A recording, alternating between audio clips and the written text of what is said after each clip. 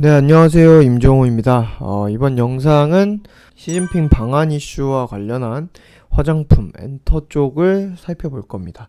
화장품, 엔터, 소비재, 게임 등등의 많은 중국과 연관이 있는 그런 산업이 있는데요. 우리는 일단 화장품을 이제 소비재 이렇게 집중적으로 보고, 소비재는 또 제로투 아가방이 중국 출산 정책과 관련한 내용으로 출발을 했기 때문에 변동성이 바닥을 긴 시간 거치다가 왔기 때문에 우리가 보는 거고, 오늘은 엔터까지도 엔터 자세히 볼 건 아니고 그래도 살짝 볼 수는 있을 것 같아요. 근데 오늘은 그냥 이 전 영상처럼 그냥 단순하게 중국이 이제 시진핑이 방한을 하고 어쩌고 해서 화장품을 봐야 되고 이런 얘기보다는 이 기사 때문에 제가 조금 미국과 또 관련을 지어서 얘기를 할까 합니다. 시진핑 방한을 왜 서두르나? 일단 이번에 발표된 거는 찌라시가 아니라 오피셜로 나왔죠. 오피셜로 나왔는데 기사 내용처럼이 아니라 기사 내용으로, 그러니까 한 가지 추측으로는 이렇게 나오고 있습니다. 트럼프 같은 경우는 제가 왜 존 볼턴 회고록 얘기할 때 방위비와 관련해서 얘기를 했었어요. 트럼프가 얘기한 걸 이제 존 볼턴이 서술한 거를 보면은, 물론 그게 트럼프가 나 이런 말 했습니다 하고 확인을 해준 책은 아니죠. 경질이 됐고 트럼프랑 아예 등을 돌린 사람이기 때문에 한마디 한마디가 맞다라고 우리가 존 볼턴 얘기만 믿을 수는 없는 거지만, 그래도 아예 거짓은 아니기 때문에 그게 이제 출판이 되고 잘 팔리고 그렇게 된 거죠. 트럼프는 이제 욕을 했지만 그렇다고 해서 저 책이 완전 아무것도 아니라고 완전 거짓말이라고 아예 딴소리라고 소송을 한다든지 사기로 이렇게 우리나라로 치면은 명예훼손이라든지 이렇게 좀 지저분해지지 않고 지나갔잖아요. 그렇기 때문에 그래도 우리가 인용을 해서 생각해 볼 수 있는 건데, 이걸 좀 장황하게 얘기했는데 결국 할 얘기가 뭐냐면 트럼프와 바이든의 차이죠. 그런 기사는 많이 보셨을 겁니다. 그러니까 여기 첫 줄 보면은 중국이 트럼프 행정부와 1대1 전선을 구축, 그리고 바이든 행정부와는 동맹국까지 상대해야, 이렇게 얘기를 하죠. 이게 얘기가 뭐냐면 트럼프 행정부 때는 1대1이라고 하는 이 얘기가, 트럼프 같은 경우는 우리나라에도 왜 한미 방위비 협상으로 되게 뜨거웠었잖아요. 미군을 철수시키느니 어쩌고 하면서. 근데 그게 트럼프의 협상 방법이었습니다. 항상.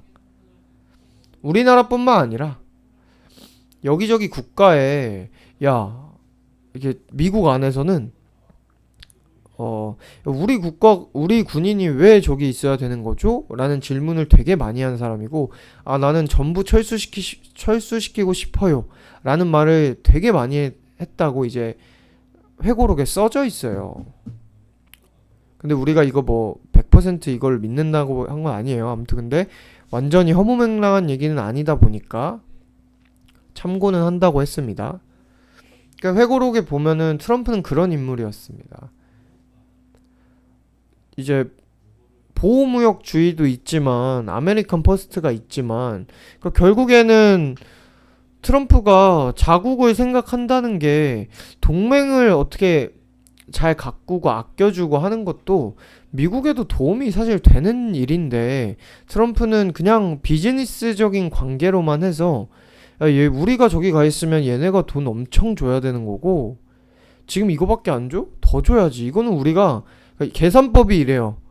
이거 이만큼 받아야 될 건데 이거밖에 10을 받아야 될 거 1, 2, 3 받아서 우리가 지금 7을 손해보고 있다, 이런 식으로 얘기를 하거든요, 트럼프가.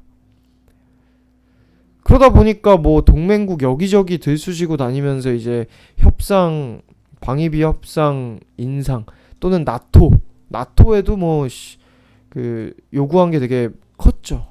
미국이 많이 부담을 하다 보니까. 그게 어떻게 보면은, 그러니까 단기적으로 보면은 그냥 미국이 돈을 아끼는 거고, 미국이 내고 있는 많은 돈을 다른 나라에서 더 내는 거고, 뭐 이렇게 돼서 미국에서 나가는 그런 돈을 이렇게 막았다고 볼 수 있지만, 지금 이 바이든과 비교하는 입장에서 볼 때는 결국 그랬기 때문에 동맹국이 트럼프 행정부를 그렇게 막 도와서 뭐 뭘 같이 하고 이렇지 않은데, 바이든은 동맹국과의 그런 합심을 중요시하는 방향으로 지금 전망이 되고 있는 겁니다. 되게 얘기가 이거 한마디 하려고 조금 뭐 회고록 얘기하면서 좀 지저분했죠. 네, 근데 무튼 방안을 그래서 그렇다 보니까 중국의 입장에선 처음에 중국의 입장이 아니라 보도되던 얘기는 바이든은 친중으로 갈 거고 뭐 또 뭐 북한 쪽으로는 완전 나가리다. 이런 식으로 처음에는 대선 전에 전망이 많이 됐는데 오히려 그렇다 보니까 이제 히토리 관련주가 결국에는 트럼프 관련주가 됐던 거죠. 근데 사실 지금 나오고 있는 기사들을 살펴보면요, 오히려 또 바이든도 중국을 견제하는 건 동일하게 갈 것이라는 그 전망이 되게 많이 나오고 있어요. 그러다 보니까 결국 중국 입장에서는 어때요? 바이든이 됐다고 해서 뭐 트럼프만 아니면 됐다라고도 생각할 수 있지만, 바이든도 중국 견제를 이어갈 수 있다는, 근데 그 견제를 이어가는데 만약 가게 되면 트럼프 때처럼 그냥 미국에서 계속 짜증나게 해서 중국이랑 서로 치고받고 하는 게 아니라, 바이든은 지금 동맹 국가를 아예 우리 편으로 만들어서 같이 공격을 하게 할 수 있다는 중국의 우려가 섞였다는 그런 내용이에요. 지금까지 한 얘기가 결국 이 한 줄로 되는 겁니다. 왜 서두르나? 거기에 대한 대답이 결국에는 이제 트럼프 때와 달리 바이든은 합심해서 하게 되면은 미국만 혼자 계속해서 계속 치고받는 것보다 동맹국까지 이제 견제를 같이 이게 참여를 해서 하게 되면은 당연히 다구리 놓는 건데 더 아프겠죠. 그래서 서두른다는 이런 내용인 거고, 그에 따라서 또 이제 바이든이 이제 당선된 걸로 되면서 뭐 우리나라도 그렇고 뭐 일본도 그렇고 동맹 강화하긴 이런 기사가 많이 보이죠. 우리는 뭐 문재인 대통령이 뭐 한 1년 반 남다 보니까 대북 사업을 어떻게든 하려고 가장 주요하고 가장 급하게 하는 건 당연히 북한 얘기를 해서 이제 꼬시려는 쪽으로 한반도 평화 프로세스 얘기를 계속 하고요. 결국에는 여기도 한미동맹 굳건히 하자는 뭐 이런 다졌을 것으로 보인다, 이런 얘기가 계속 나옵니다. 그렇기 때문에 중국이 원래 이제 코로나가 지나가면은 가장 먼저 방한을 하기로 했던 나라가 우리나라인데, 그걸 이제 11월 말, 12월 초, 뭐 이게 얼마 남지도 않은 이 시기에 빠르게 해보겠다고 이제 조율을 하고 있다는 기사가 보도가 된 거고.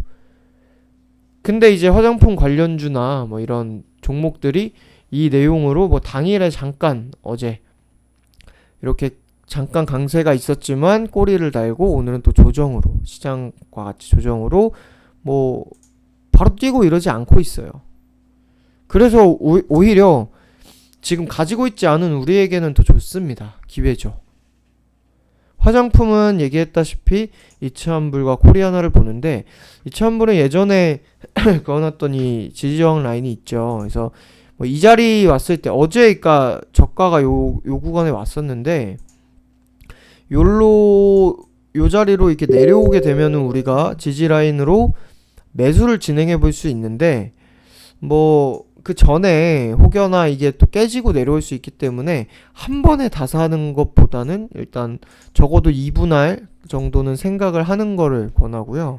코리아나 같은 경우는 일단 이렇게 내려왔어요. 그래서 이 자리에서 한번 일단 마찬가지로 1차 매수를 진행해 볼 수 있는 쪽으로 염두를 하고 있습니다. 그래서 제가 오늘 톡방에 오늘 뭐 매수를 뭘 할까 말까 이렇게 하다가 후보도 있고 뭣도 있고 했는데 오늘 코로나 때문에 좀 장이 어수선해져서 제가 오늘 뭔가 사인을 내고 싶고 뭘 사고 싶고 한 시장은 아니었기 때문에 뭐 이게 하락하는 종목이 많고 뭐 눌림목이 있고 뭐 하더라도 뭐 미선물은 상승을 하고 하더라도 이제 금요일이기도 하고 뭔가 오늘 이렇게 나왔다고 해서 뭐 기술적 반등을 기대한다든지 뭘 한다든지 이렇게 볼만한 종목은 많은데 뭐 테마라든지 뭐 코로나든 뭐든 제가 그래서 후보로도 많이 공유를 했는데 몇 개를 공유를 했는데 얘기를 이렇게 했잖아요. 이 오후 마지막쯤에 차라리 그냥 화장품을 1차 매수 한번 해볼까 싶다 이렇게 얘기를 했는데 뭐 그것마저 안 하고 지나왔습니다. 그래서 다음 주 정도에 보면서 일단 11월 말에도 11월 월말 이달 말 또는 내달 초로 보도가 됐었기 때문에 뭐 이달 11월 말에도 이제 가능성은 있는 거잖아요. 11월은 말일이 30일 월요일이라서 거래일 하루 빼면은 다음 주 다다음 주입니다. 결국에는 다다음 주부터는 이제 말 구간에 진입을 하면서 뭐 갑자기 진짜 속보가 나올 수도 있다 보니까 뭐 갑자기 방한을 하고 이런 건 아니겠지만 날짜가 조율되는 내용이 또 나올 수 있고 하다 보니까 적어도 시진핑 방안으로 이 종목군을 매수를 한다면 다음 주쯤에는 보지 않을까 싶어요. 못해도 1차 매수는 시작할 수 있지 않을까. 네, 그렇게 계획을 잡고 있고요. 뭐 제로투세븐 아가방 컴퍼니로 이제 시작한 요 종목들은 뭐 시진핑 방한 이슈가 나오기 전에도 일단 시작을 했기 때문에 오래 쉬다가 거래량 터지면서 추세가 상방으로 시작을 했기 때문에 뭐 마찬가지로 적용이 되는 호재다 보니까 같이 봐주고 일단 제로투 같은 경우는 요거 돌파를 잠깐 했지만 꼬리를 달았죠. 일단 이 위에서 안착을 하는지 보고 이 위에서 안착하면은 사실 만원선은 우리가 볼 수 있다는 거 그렇게 말씀을 드렸고 뭐 특별히 방안과 관련해서 얘만 어떻게 특별히 얘기할 건 없고 동일합니다. 화장품보다 더 크게 반영되지는 않고 소비재로서 테마주로 우리가 왜 코로나 전에 여기서 매수해서 이거 수익 나올 때 이때 이날 재료가 시진핑 방한 이슈였거든요. 중국 소비재 이슈였나 그래요. 무튼 뭐 그렇게 반영이 되는 테마다 정도 보시면 되고 엔터 얘기를 한다고 했었는데 시간이 얼마 없으니까 얘도 짧게 하고 마무리를 합니다. 뭐 YG나 JYP나 뭐 전부 다 단기 바닥 찍고 이번에 시장 대선 이제 전후로 올라오면서 얘네도 이제 돌렸어요. 거기에 또 백신 이슈도 엔터주에 되게 좋죠. 왜냐면 콘서트나 뭐나 이런 게 다 무관중이나 막 온라인 이렇게 진행되다 보니까 전보다는 사실 어려운 상황이죠. 코로나 때문에 이쪽도. 뭐 그래도 이렇게 대안을 찾아서 얘네 실적 보면은 나오는 거 보면은 그렇게 막 죽쓰고 하고 있고 그런 건 아니지만 그래도 뭐 예를 들어 뭐 JYP 2분기 뭐 이렇게 나왔네요.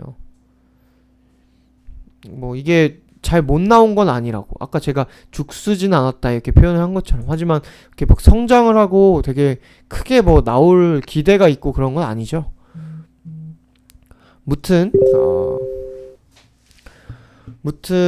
이 엔터주 같은 경우도 한류라고 해서 중국의 그 비중이 있는 그런 사업이다 보니까 마찬가지로 엔터 그리고 뭐 컨텐츠, 게임 이런 쪽도 중국과 관련해서 호재로 작용을 하는데 3대 기획사가 다 좋아요. 뭐 SM도 그렇고 다 괜찮아요. 차트가 그냥 단순히 머리 다시 들밀면서 반등이 나오는 그냥 그런 그림이라 뭐 무난한 그런 차트인데 개인적으로는 YG 플러스 얘는 이제 뭐 화장품, 골프 뭐 유통 뭐 등등의 이 YG 엔터에서 이제 자회사로